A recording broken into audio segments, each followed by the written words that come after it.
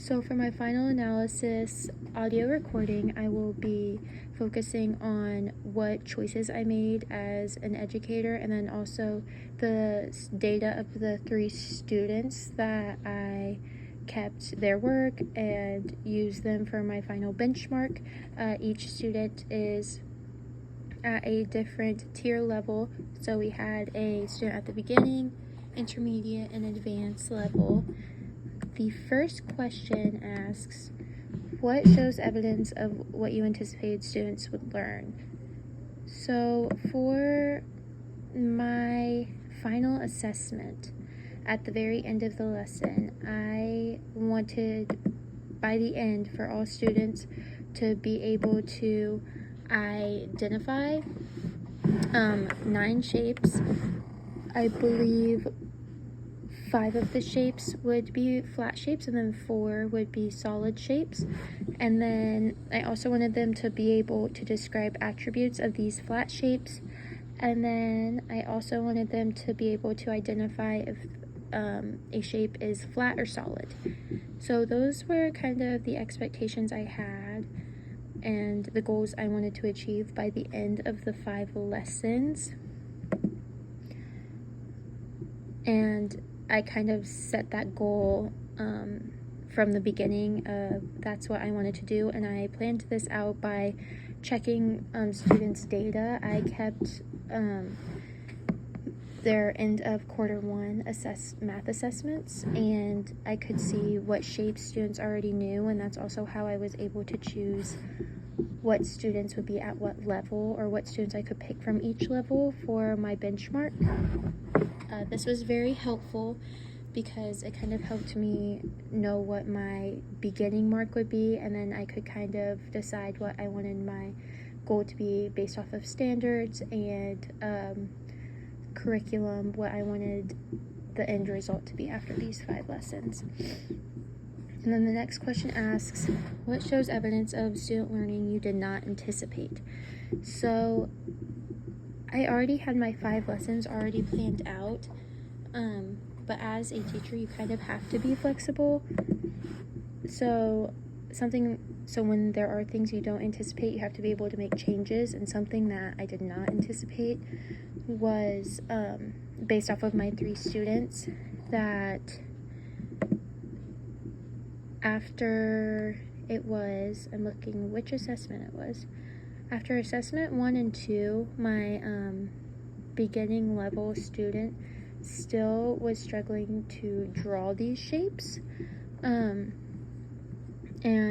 so I knew I needed, or this was after lesson 1, my student was still struggling to draw these shapes, and I noticed that even after the assessment too. So I tried to make sure to make time within the end of the lesson to practice drawing these shapes on dot paper, and that wasn't something I had originally planned to do in my lesson. But after seeing how my beginning level student and some other students as well were struggling to even draw these shapes, I knew that that was something I needed to make extra time for, because we practice them on erase boards, but we don't practice them pen and paper or pencil and paper. So that's something I tried to make time for, and something I didn't really anticipate either, but I knew I had to make adjustments.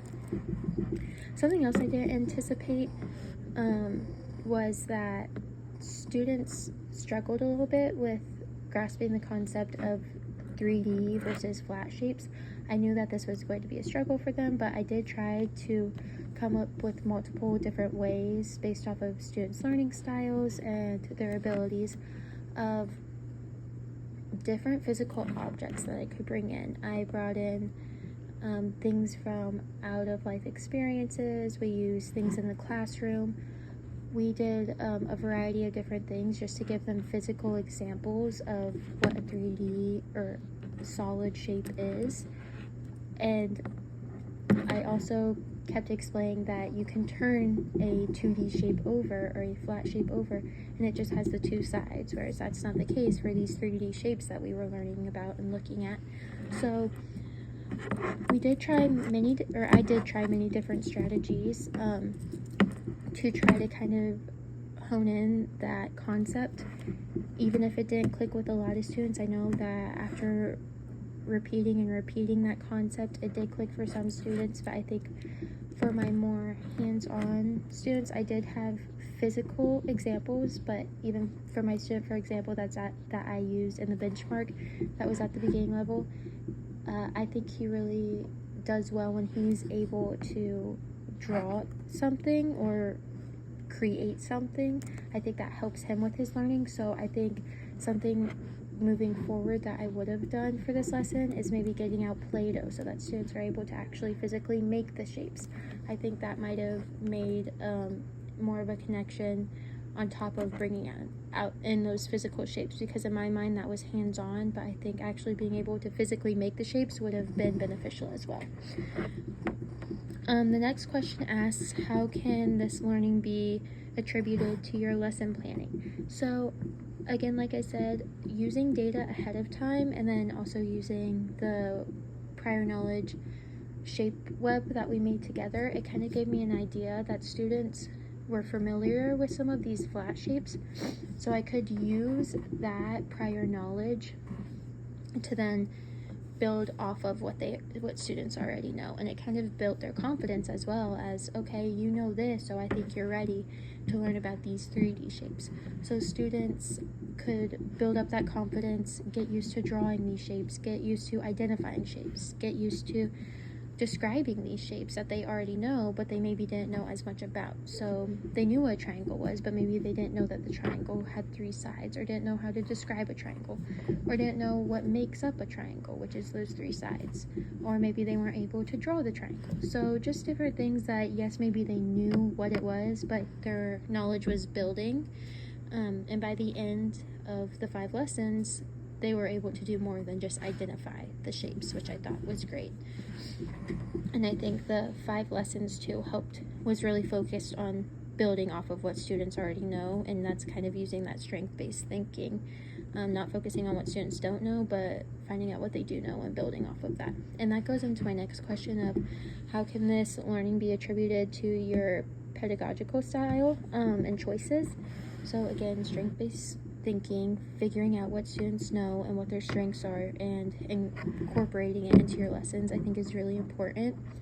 I knew that a lot of my students are hands-on, so they need physical evidence of these 3D shapes.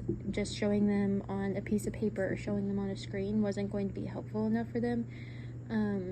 Finding activities that they could work together in identifying these shapes, finding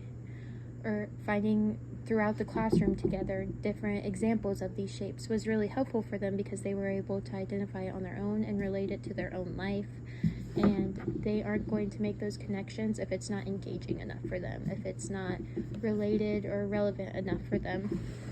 So finding those ways to make learning engaging, especially at such a young age, I think is really important and part of my teaching style, because I think students aren't going to learn if you're just talking to them. They need to feel included in their learning, and that's something I find really important.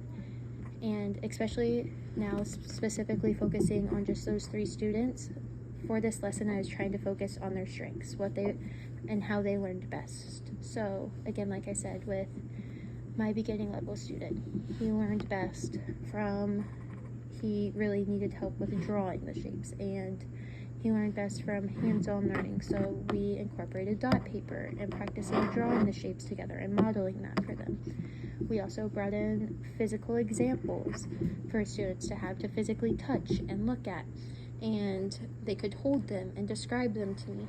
And so that was something that I thought was based off of student strengths, what they know, and how they learn best. And then with my advanced all 3 of these students actually really like working together, so I tried to find a way within my activity for students to work in their table groups. So bringing a shape, I would sit down at their table group, and then they would have to identify what the shape is, be able to describe it, and if it was a flat or solid shape. So working in that group, they were able to come up with these ideas together, and I think again, incorporating things I know certain students, especially the 3 students I was focusing on this time, trying to find things that they enjoy and incorporate it into my lessons. And then lastly, I really know that my advanced student and my intermediate student really like singing. They really like when we incorporate songs into their learning. I think it really helps make a connection for them. So we had 2 songs that we focused on throughout the 5 lessons, a 2D shape song and a 3D shape song, to kind of help students be familiar with those shapes and come up with fun ways for them to remember those shapes.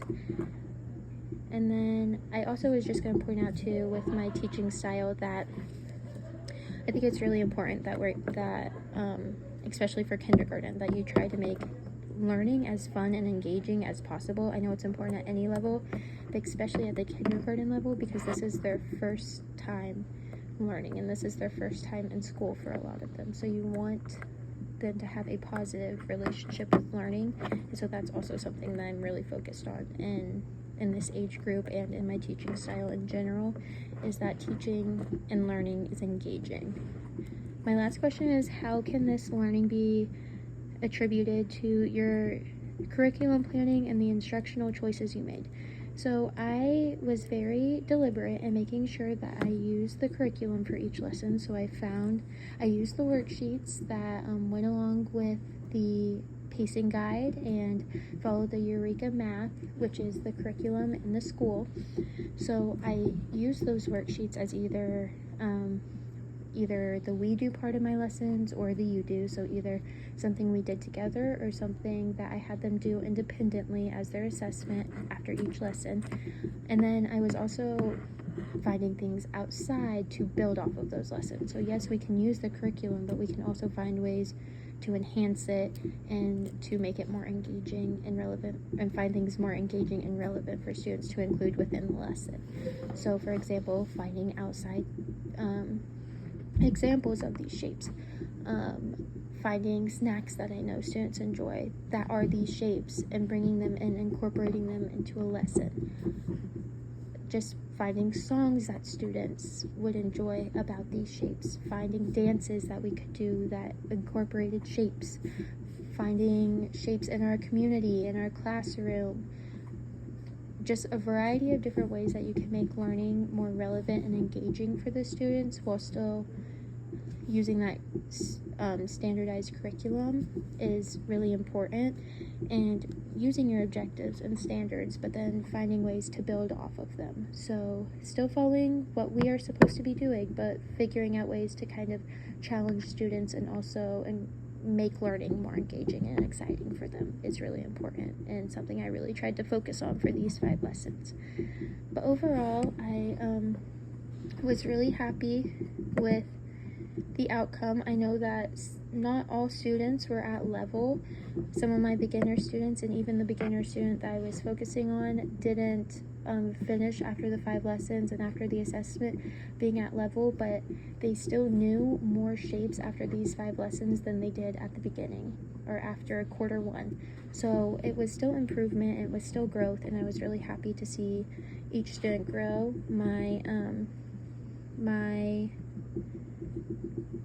I'm pulling up the scores of each student. So my advanced student ended up knowing 19 out of 20 topics that we discussed. So being able to identify the 2D shapes, being able to describe them, being able to answer questions about the 3D shapes, and then being able to identify a shape as flat or solid. She was able to do all of that except identify a hexagon, so that was really impressive, and I was really happy to see her grow. My intermediate student was at a 50%. They were still able to identify all the flat shapes except the hexagon and all of the 3D shapes except for which one was it? Oh, a cylinder. So everything else he was able to do, and again, I'm just really happy to see that growth in him. He was able to identify a flat shape, but was still kind of struggling with that concept of a solid shape, which I knew that was kind of where the struggle was in in the unit, and I knew that that was something that we could revisit after the 5 lessons, because I knew it was something that we struggled a bit more, and I did end up doing the Play-Doh lesson. It just wasn't incorporated in those 5 lessons because I knew that was something we could grow on. Same with my beginning student. He still improved and knew 2 more shapes than he did at the beginning of the lessons, so that's still improvement. He struggled with identifying the difference between a flat and solid shape, so again, that was something that I went back and revisited after these 5 lessons, and hopefully I still see a little bit of growth, but overall I was happy to see that students were still learning and eager and excited while participating in their learning.